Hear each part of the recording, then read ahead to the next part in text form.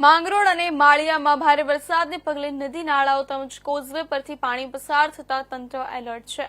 નદી નાળાઓ કોઝવે તેમજ નાના પુલો આસપાસ પોલીસનો ચુસ્ત બંદોબસ્ત ગોઠવવામાં આવ્યો છે। ગ્રામજનોની સુરક્ષા માટે તંત્ર સાબદું બન્યું છે। લોકોની નદી કે નાના પુલ તરફ ન જવા અપીલ કરી છે। માંગરોળ અને માળિયામાં વહેલી સવારથી જ વરસાદ વરસી રહ્યો હોય અને મોટાભાગના ગામોને જોડતા રસ્તાઓ પાણીમાં ગરકાવ થઈ ચૂક્યા છે। આજે પણ જૂનાગઢ જિલ્લામાં વધુ વરસાદ પડે તેવી સંભાવના છે।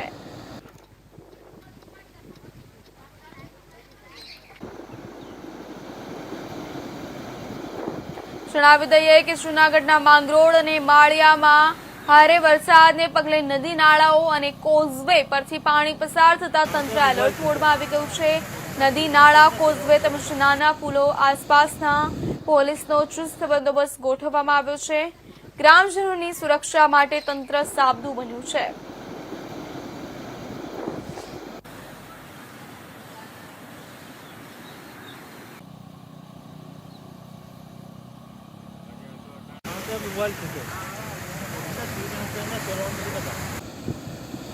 વરસાદ વરસી રહ્યો હોય અને મોટાભાગના ગામોને જોડતા રસ્તાઓ પાણીમાં ગરકાવ થઈ ચૂક્યા છે।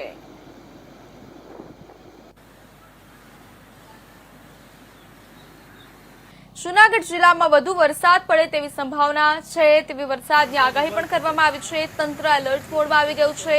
ગ્રામજનો અને લોકોને નદી નાળા કે પુલ બાજુ ન જવા માટે અપીલ કરવામાં આવી છે। તેથી ગ્રામજનોએ ખાસ સાવચેતી રાખવા સૂચના આપવામાં આવી છે। ગ્રામજનોએ આ વાતનું ખાસ કરીને ધ્યાન રાખવું જોઈએ જેને તંત્ર દ્વારા સૂચના આપવામાં આવી છે।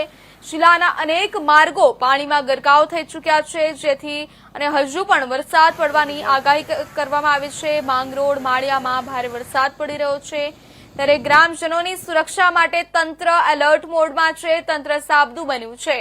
ચુસ્ત બંદોબસ્ત ગોઠવી દેવામાં પણ આવ્યો છે।